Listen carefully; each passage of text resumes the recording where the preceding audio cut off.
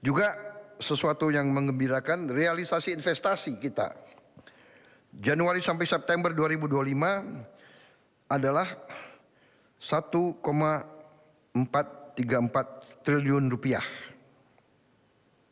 naik 13,7% dari periode yang sama di tahun 2024 dan menghasilkan lapangan kerja 346 lapangan kerja baru.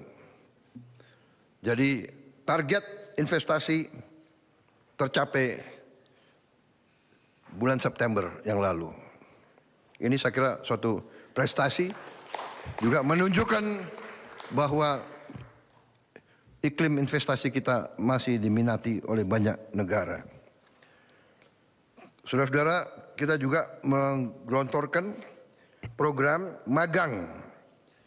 100.000 lulusan S1 akan magang dengan upah yang ditanggung oleh pemerintah, dengan penghasilan dengan kriteria upah UMR yang ditanggung pemerintah.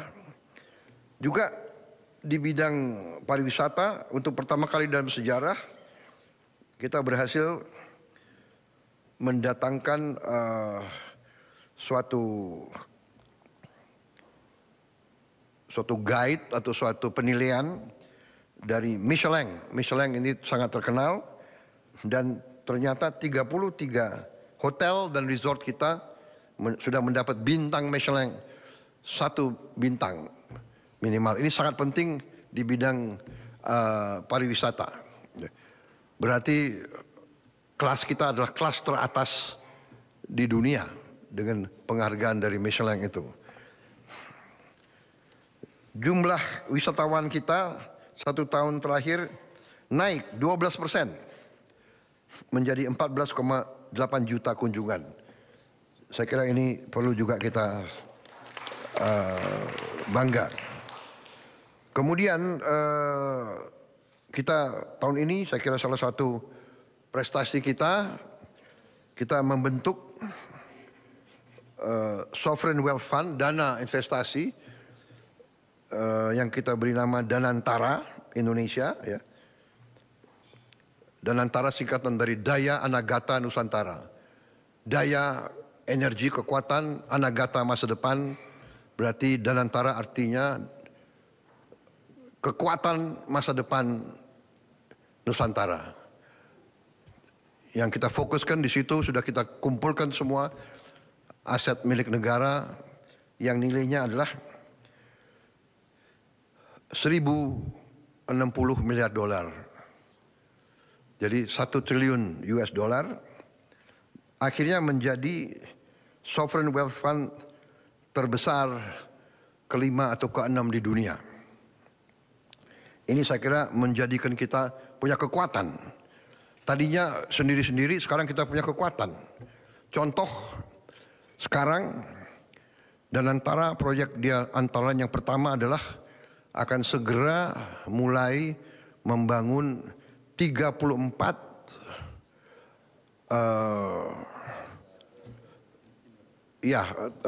pembersihan limbah sampah dari kota-kota besar, alatnya atau pabrik pembersihannya dan bisa pengolah ini diolah justru menjadi energi, menjadi listrik. Kita akan segera mulai 34. Ini sudah saya kira pembiayaan sudah tinggal kontrak dibagi-bagi, tinggal dinilai teknologi yang terbaik yang mana. Karena ini sangat penting. Ada tempat-tempat sampah yang sampahnya sudah menggunung. Terutama untuk DKI, Bantar Gebang, untuk Bandung, untuk Surabaya, dan untuk Bali. Ini sudah menjadi sesuatu yang sangat mendesak. Kalau tidak salah, di Bantar Gebang itu saya dapat laporan sudah mencapai puluhan juta ton itu. 55 juta ton. Limbahnya 55 juta ton. sudah menggunung. Kalau terjadi hujan deras, dia bisa membahayakan banyak kampung di sekitar itu. Ini segera akan kita lakukan, insya Allah dalam 2 tahun kita selesaikan 34 kota. Ini sangat strategis karena ini menyangkut kebersihan, kesehatan. Ya bagaimana? Kita berharap pariwisata naik. Kalau Bali tidak bisa bersihkan sampahnya, bisa kita bayangkan mau nggak turis datang ke tempat yang kotor, yang jorok. Jadi ini strategis. Terima kasih Danantara, segera dilaksanakan. Kemudian hilirisasi, kita sekarang akan segera mulai membangun pabrik baterai terbesar di Indonesia, nilainya 100 triliun.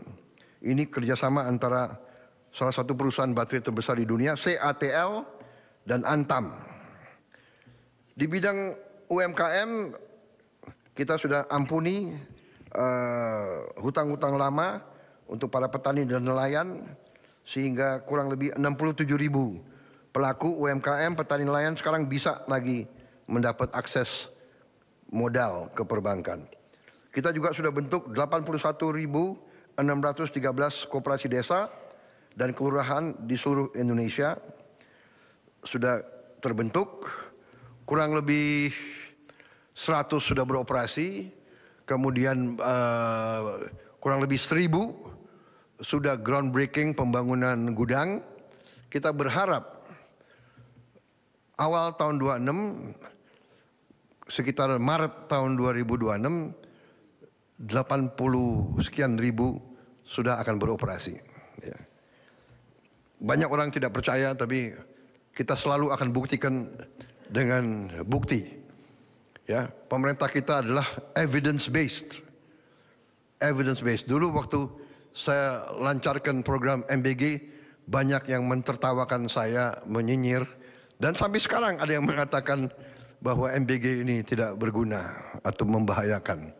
Tapi kita buktikan dengan evidence, dengan bukti. Dan tadi 99,99 angka keberhasilan saya kira cukup bagus itu. Dan di mana-mana anak-anak yang bicara, di mana-mana. Kita juga sekarang di bidang pangan, ini salah satu prestasi kita yang sangat melegakan kita. Saya memberi waktu 4 tahun untuk kita kembali swasembada. Ternyata tim pangan kita berhasil insya Allah swasembada dalam 1 tahun. Saudara-saudara, kita berada di bulan Oktober. Sekarang ini kita punya produksi nasional Januari Oktober mencapai 31.038.157 ton. Ini adalah produksi tertinggi sepanjang sejarah Republik Indonesia. Jadi ya boleh kita tegakkan kepala kita dengan penuh kehormatan. Ya. Saya kasih target 4 tahun, mereka hasilkan dalam 1 tahun. Kita juga sekarang cadangan beras pemerintah di gudang Bulog mencapai 4,2 juta ton di bulan Juni 2025, juga tertinggi sepanjang sejarah NKRI. Kemudian nilai tukar petani melonjak ke angka 123, tertinggi sepanjang sejarah NKRI. Kemudian harga beli gabah kita naikkan ke rupiah 6.500 per kilogram, dan kita telah tegas menindak perusahaan-perusahaan yang nakal, yang main-main dengan harga ini dan menipu rakyat. Beras subsidi ditempel, dijual dengan harga premium. Ini kita tindak keras. Kita juga sekarang ya berhasil pupuk langsung dari pabrik ke petani. Kita hapus 145 aturan regulasi tentang distribusi pupuk, kita hapus. Jadi tanda tangan kita kurangi.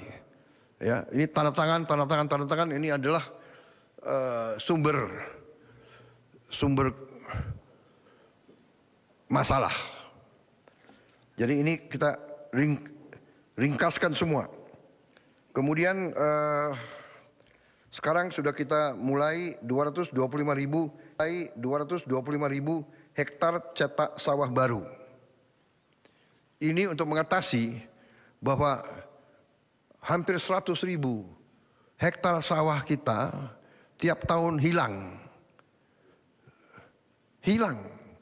Kan dirubah peruntukan. Dibeli, dijadikan real estate, dijadikan pabrik, kita butuh memang. Tapi akhirnya dari mana kita mau amankan pangan kalau sawah-sawah yang subur hilang? Kita segera harus mencetak.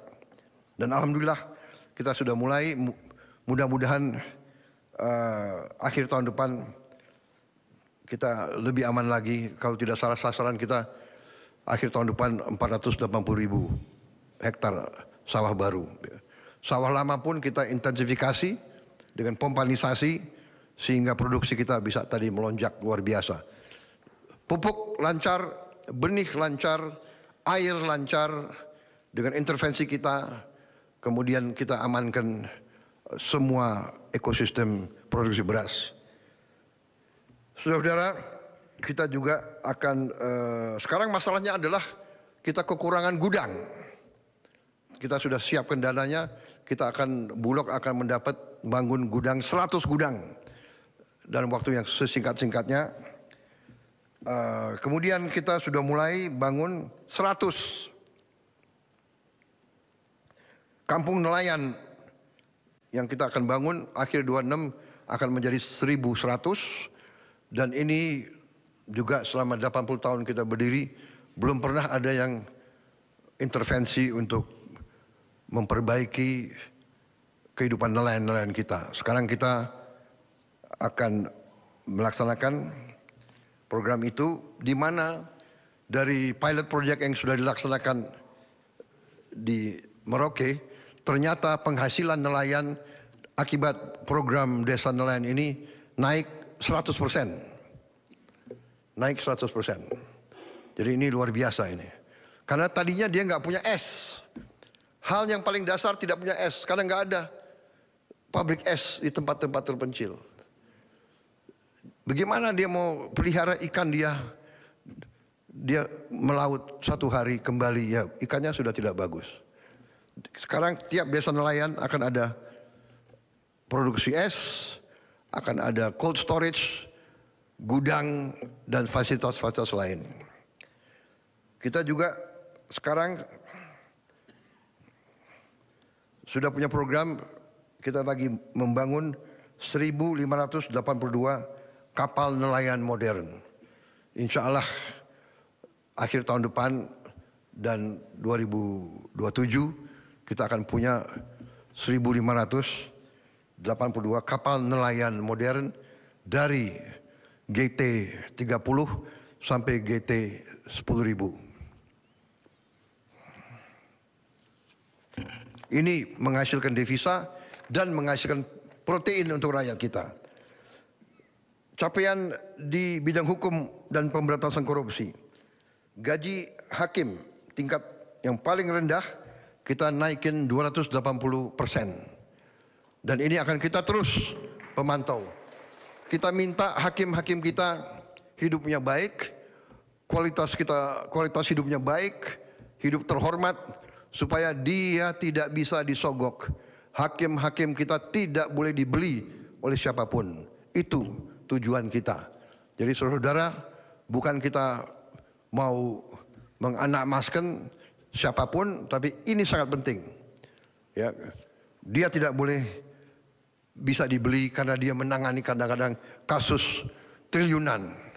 Tadi bukti, hari ini kita berhasil mendapat 13 triliun dari 17 triliun yang diputuskan oleh pengadilan. Jadi hakim-hakimnya itu menurut saya punya hati nurani, keberanian, dia putuskan, akhirnya kita selamatkan 17 triliun uang rakyat. Bayangkan dia nangani kasus 17 triliun, dia tidak punya rumah dinas. Saya dapat laporan bahwa sekian ribu hakim-hakim tidak punya rumah dinas. Dia harus kontrak. Banyak hakim-hakim kita harus kontrak. Ini kita perbaiki. Kemudian kita berhasil mengalihkan 306 triliun rupiah anggaran negara yang rawan korupsi, kita alihkan untuk program-program pro rakyat. 300 triliun ini yang kita pakai untuk langsung ke rakyat. Kemudian kita bertekad tidak ada kasus-kasus korupsi yang tidak bisa diselidiki. Tidak ada, no more untouchable, nggak ada yang untouchable lagi. Saya terima kasih penegak hukum yang tegar meneruskan tugas yang mulia ini. Juga penegak hukum telah berhasil menyelamatkan lebih dari 1.000 triliun kerugian negara. Ini yang kita berhasil kita tegakkan. Lebih dari 4 juta hektar kebun kelapa sawit dalam kawasan hutan yang melanggar undang-undang dan melanggar hukum, ini kita kuasai kembali oleh rakyat, oleh negara. Juga lebih dari 100 triliun kerugian dari tambang ilegal berhasil kita hentikan. Terutama kemarin dari Bangka Belitung, kita tutup, sampan pun tidak bisa keluar membawa hasil selundupan. Saya dilaporkan yang terakhir itu 1 sampan, isinya timah, berhasil ditangkap oleh Angkatan Laut kita. Ini kita hentikan. Dan ini kita menyelamatkan kurang lebih 45 triliun 1 tahun.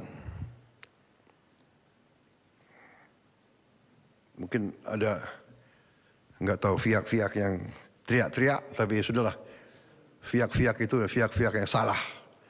Pihak-pihak yang melanggar hukum, pihak-pihak yang mencuri dari rakyat Indonesia.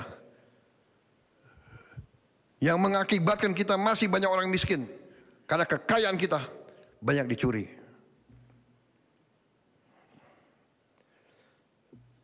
Saudara-saudara, di bidang pertahanan, keamanan, ketahanan, dan diplomasi, terus kita perkuat TNI dengan tambah batalion-batalion.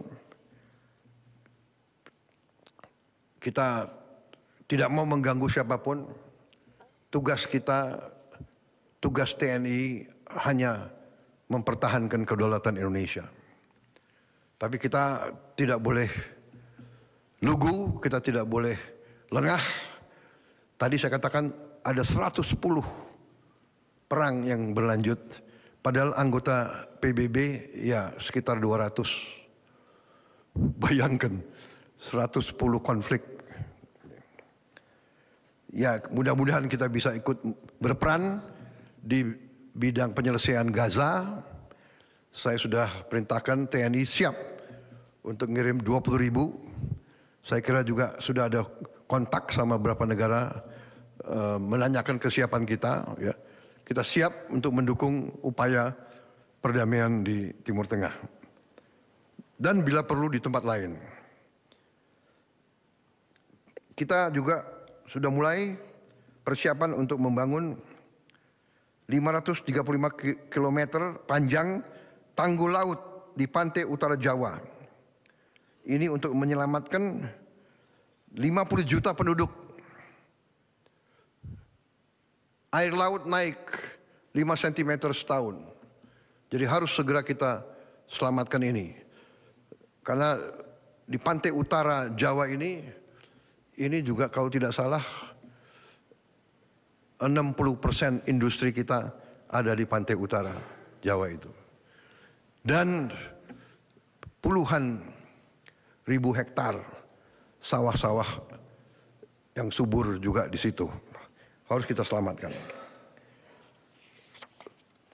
Saudara-saudara, saya kira itu capaian-capaian yang saya sampaikan.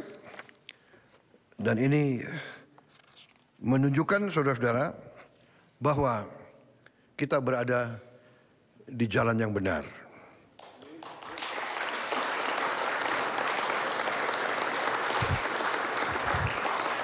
Saya percaya bahwa menjalankan pemerintahan ternyata sebenarnya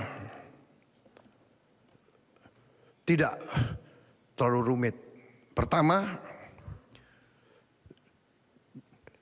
awalnya harus dari niat. Niat kita harus baik. Niat kita sungguh-sungguh untuk menjalankan amanat dari rakyat. Kita harus berpijak dari awal seperti itu. Kita diberi kekuasaan oleh rakyat untuk melindungi rakyat dari semua bahaya. Bahaya kemiskinan, bahaya kelaparan, bahaya penyakit, bahaya ancaman dari badai, dari bencana, ancaman dari kerusuhan, ancaman dari serangan dari pihak luar. Serangan bisa berupa fisik, bisa berupa non-fisik. Saudara-saudara, saya beri contoh dari 2 pulau Bangka Belitung, kita hilang 45 triliun tiap tahun selama sekian puluh tahun. Apakah itu bukan sebuah serangan? 45 triliun kali 10 tahun aja 450 triliun. Kali 20 tahun 900 triliun.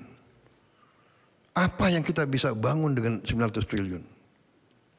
Saudara-saudara, belum merupakan prestasi, tapi sudah kita mulai rintis. Kita akan punya mobil buatan Indonesia dalam 3 tahun yang akan datang.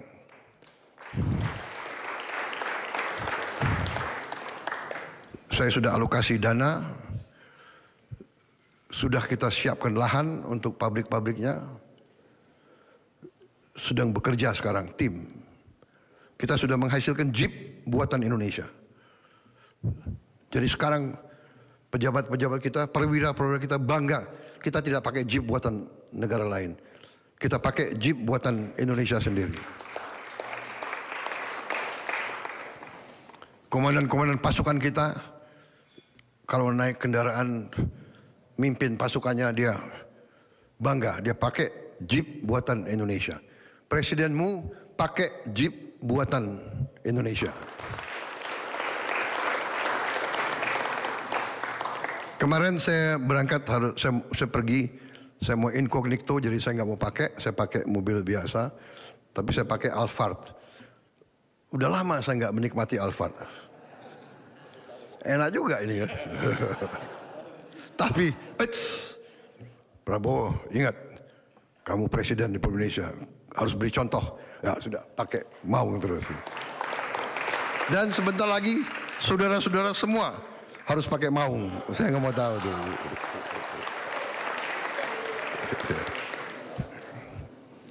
Yang mobil-mobil bagus pakai kalau libur saja. Ya pada saat saya nggak panggil kau, bolehlah kau pakai mobil itu. Saudara-saudara, saya kira itu yang bisa sampaikan karena masih banyak kamera. Nah, media terima kasih Anda dengan sabar. Dan sekarang saya persilakan menikmati hidangan yang disiapkan. Jadi usirnya sopan. Karena bagian ini nggak boleh kau dengar. Jadi ada hal-hal yang memang belum siap untuk diumumkan. Baik, sambil nunggu mereka keluar, saya minta izin saya minum kopi dulu.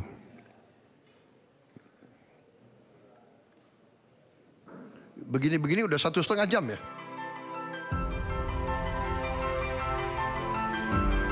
Karunia yang diberikan oleh Yang Maha Kuasa kepada kita sungguh sangat besar dan sungguh sangat beragam. Namun tengah segala karunia tersebut, kita pun harus berani untuk menjadi bangsa yang berani, bangsa yang tidak takut tantangan, bangsa yang tidak takut rintangan, bangsa yang tidak takut ancaman.